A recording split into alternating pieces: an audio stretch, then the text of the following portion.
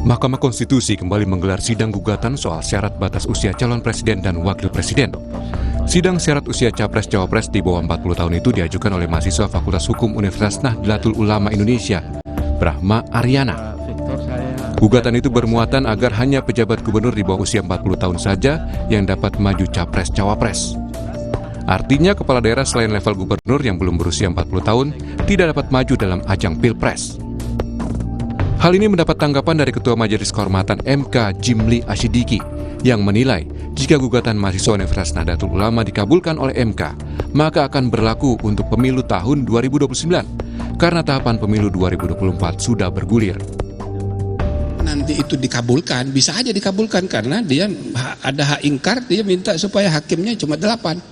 Maka komposisi pengambilan keputusan bisa berubah. Tapi ya kan, aturan main mengenai pemilu ini, pemilunya sudah jalan sekarang ini, pilpresnya sudah berlangsung. Makanya putusan aturan main itu ya, kalau prosesnya sudah jalan, pertandingan sudah dimulai, ya harus diberlakukan untuk pertandingan berikutnya. Jadi kalau nanti ada perubahan lagi undang-undang sebagaimana diajukan oleh mahasiswa itu berlakunya nanti 2029. Sebelumnya, polemik putusan batas usia capres berbuntut pada pencopotan Anwar Usman sebagai ketua MK. Namun, Anwar Usman merasa sudah difitnah dan disudutkan oleh berbagai pihak. Ia menyatakan harkat dan martabatnya sebagai hakim tercoreng.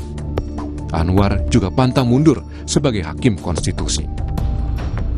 Saat ini, harkat, derajat, martabat saya sebagai hakim karir selama hampir 40 tahun dilumatkan oleh sebuah fitnah yang amat keji dan kejam. Tetapi saya tidak pernah berkecil hati dan pantang mundur dalam menegakkan hukum dan keadilan di negara tercinta. Dalam sidang perdana gugatan baru usia capres-cawapres, penggugat diminta memperbaiki permohonannya. Namun penggugat meminta majelis hakim mempercepat pembacaan putusan gugatan ini karena ingin mendapat kepastian hukum soal legitimasi pemilu pasca sanksi etik terhadap Anwar Usman. Tim Liputan, Kompas TV. Lebih jelas, apa sebenarnya harapan penggugat yang meminta Mahkamah Konstitusi menyidangkan lagi soal batas usia capres-cawapres? Lalu apa dampak dari politik putusan MK sebelumnya dikaitkan dengan pencopotan Anwar Usman sebagai Ketua MK? Saat ini kita sudah bersama dengan kuasa hukum penggugat batas usia capres-cawapres, sudah ada Victor Santoso Tandiasa. Selamat pagi. Selamat pagi. Mas Victor. Selamat pagi. Oke, selain di studio juga ada narasumber kita melalui sambungan Zoom. Ada ahli hukum tata negara Universitas Andalas, sudah ada Mas Ferry Amsari dan juga pengamat politik Indonesia Political Review, Kang Ujang Komarudin. Selamat pagi, Mas Ferry, Kang Ujang. Selamat pagi Mbak Disti, Bang Victor, Bang Ferry. Bang Ujang, Bang Victor. Oke, untuk pertanyaan pertama saya langsung ke Mas Victor dulu. Mas Victor, jadi sebenarnya gugatannya itu betulkah bisa menjadi capres ataupun cawapres di bawah 40 tahun dengan syarat levelnya gubernur? Seperti apa penjelasannya? Ya jadi gini, sebenarnya kan kita semua menginginkan adanya pemilu yang terlegitimasi dengan kuat, Mbak. Nah sementara kalau kita melihat putusan 90 itu jelas bisa kita katakan cacat secara prosedur.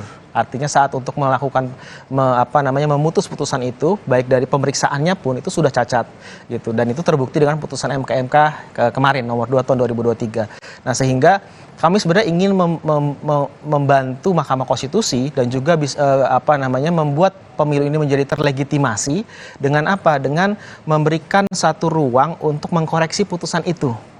Artinya putusan 90 ini kan diputus berdasarkan adanya intervensi kekuasaan, dan itu memang diakui oleh putusan MK bahwa ada ketua MK pada saat itu membuka ruang terjadi intervensi dari luar.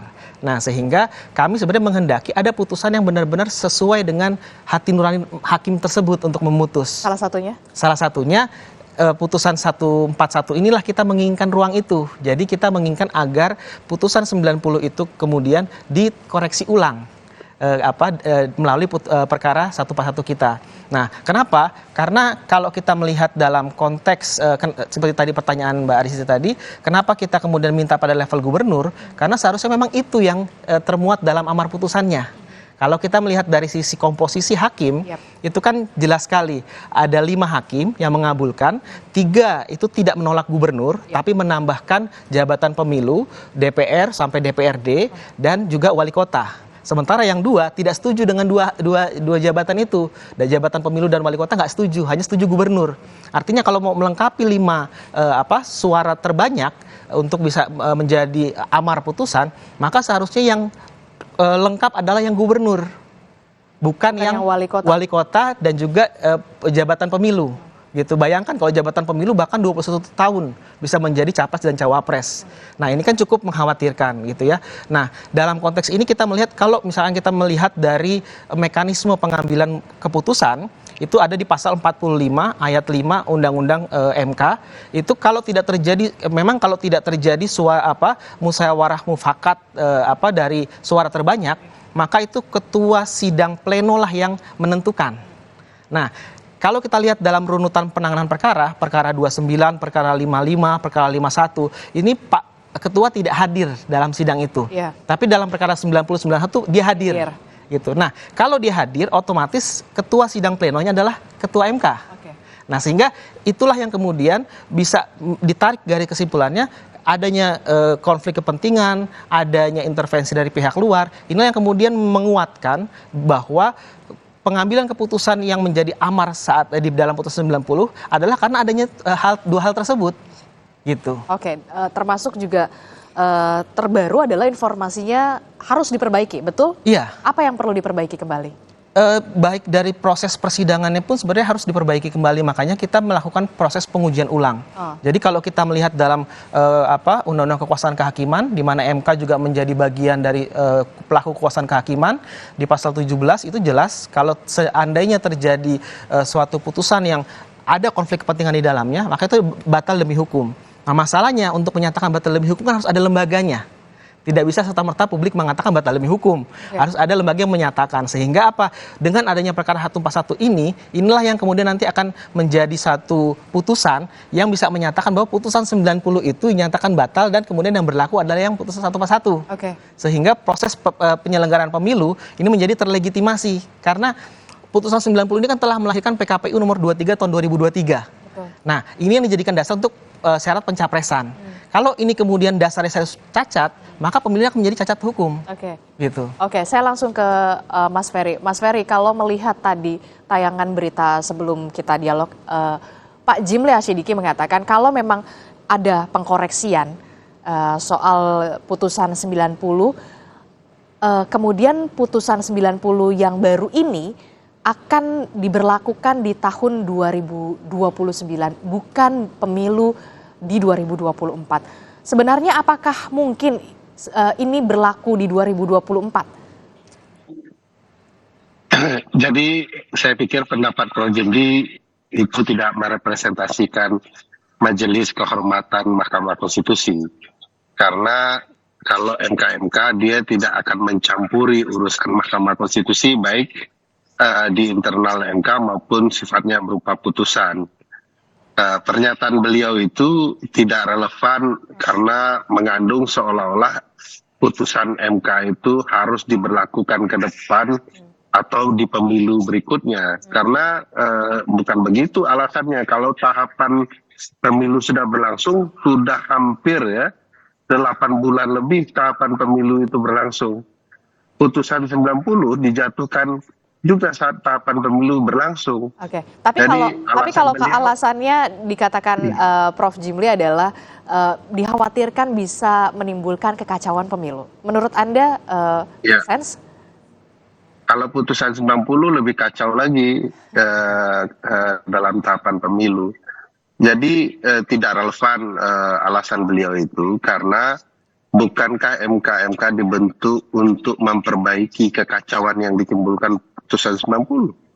Nah sekarang setelah terbukti adanya pelanggaran hukum berat, maka tentu ada ruang bagi kita untuk memperbaikinya. Benar tidak bisa serta-merta karena MK bukanlah atasan Mahkamah Konstitusi, bukan peradilan yang bisa mengatur banding. Jadi mereka tidak boleh memutus objek perkara yang ditangani MK. Lumrahnya di MK ada tradisi bahwa putusan MK yang lalu bisa diperbaiki melalui putusan MK yang baru. Ya. Nah sekarang kan yang diajukan oleh teman-teman 141 ini, Mas Victor dan teman-teman, kan berupaya menjelaskan bahwa putusan 90 itu bermasalah karena ada alasan yang baru nih, yaitu putusan MK. Nah MK mestinya melihat bahwa putusan MK itu mengikat diri mereka, bahwa mereka telah terlibat melakukan pelanggaran etik. Kalau yang berat 1, tetapi 8 lain kan juga kena pelanggaran etik. Oke. Soal proseduralnya, soal yang lain.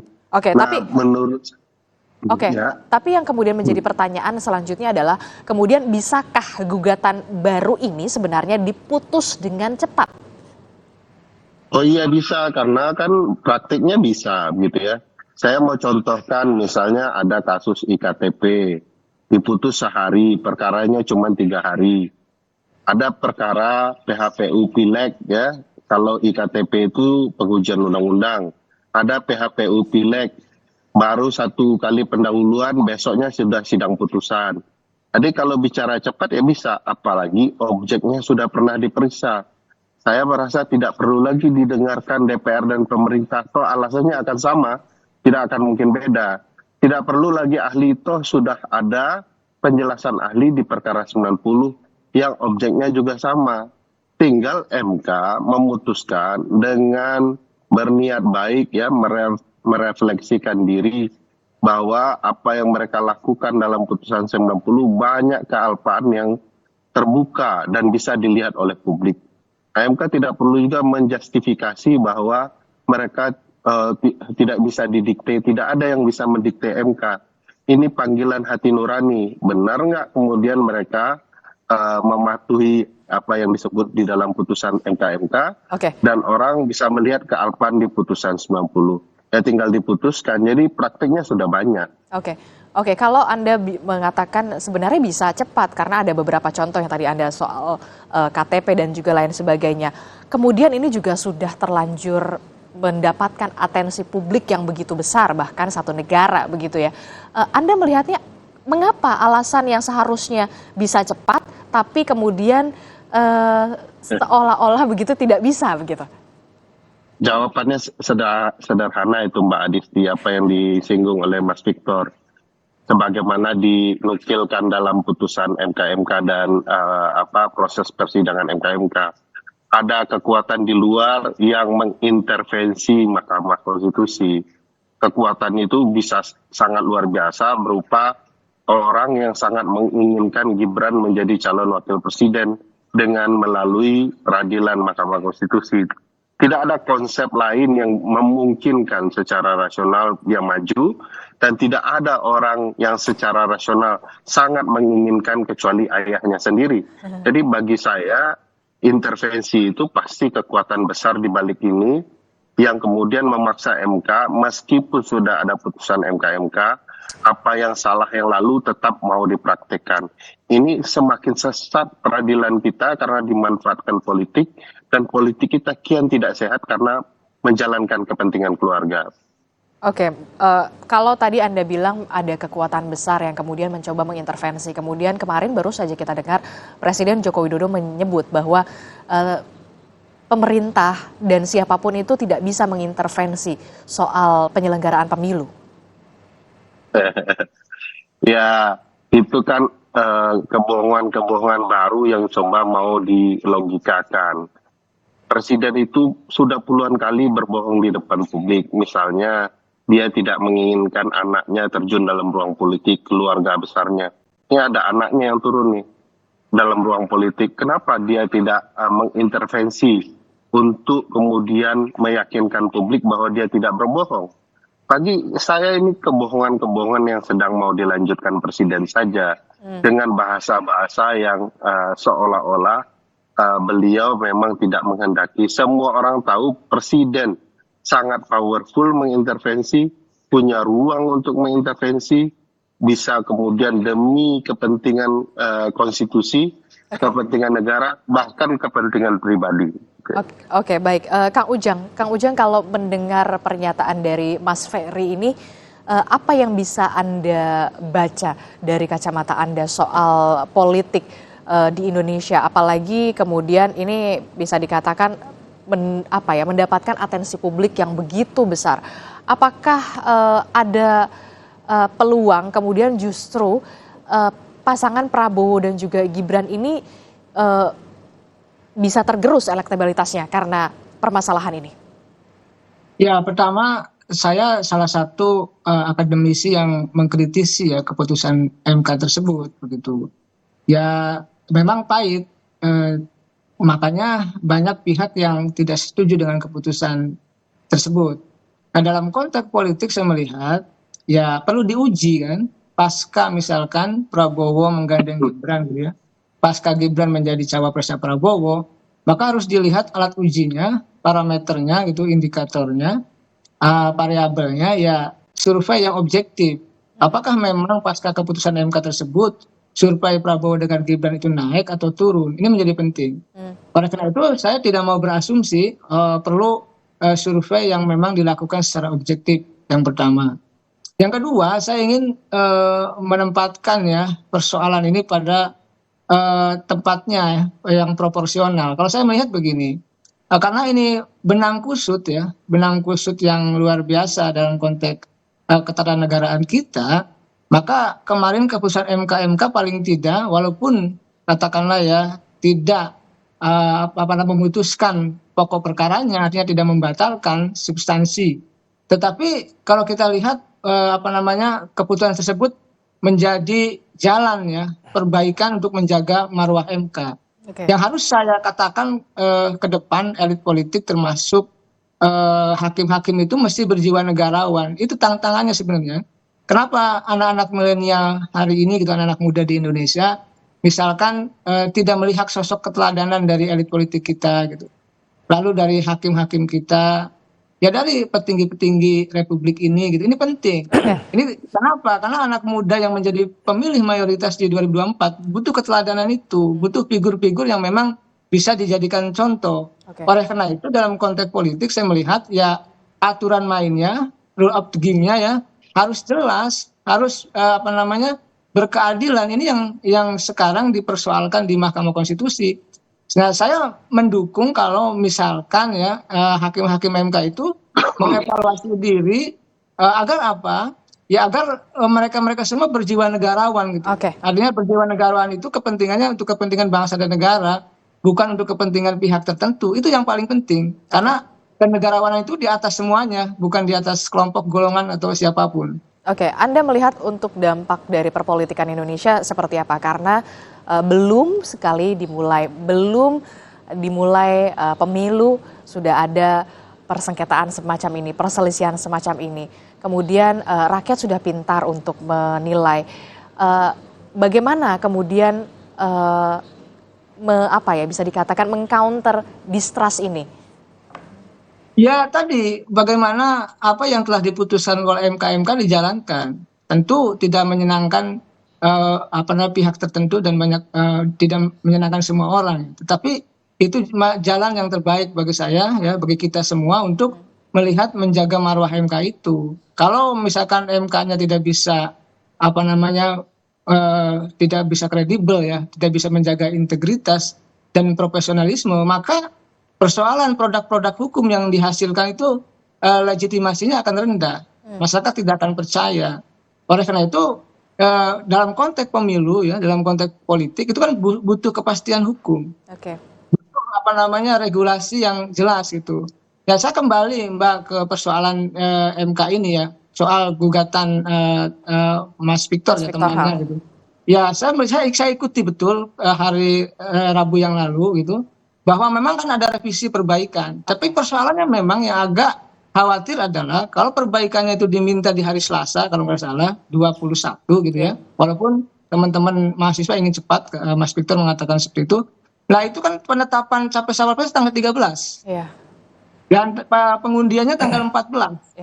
artinya sudah lewat juga dalam konteks proses persidangan di MK tersebut gitu. Oke. Nah, oleh karena itu saya melihat gitu ya, ini berpacu dengan waktu ya, karena tadi ya kita memang ingin melihat bahwa legitimasi pemilu ini memang harus tinggi, karena itulah rasa kepercayaan. Karena Oke. kalau masyarakatnya distrust ya, tidak percaya gitu terkait dengan MK, termasuk dengan juga persoalan pemilu, ini akan menjadi persoalan, bisa menjadi konflik. Betul. Oleh karena itu untuk menjaga, untuk menghindari konflik itu ya kita harus percaya dengan penegakan hukum ke depan. Oke. Apapun keputusannya nanti ke depan itu harus kita percaya seperti itu. Oke.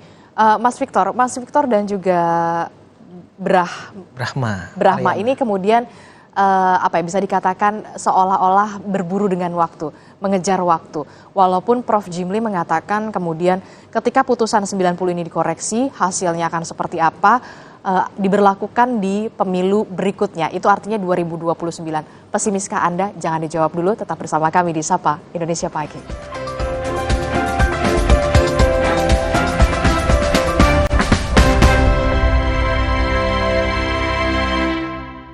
Antangin JRG dengan jahe, royal jelly, ginseng, bantu meredakan gejala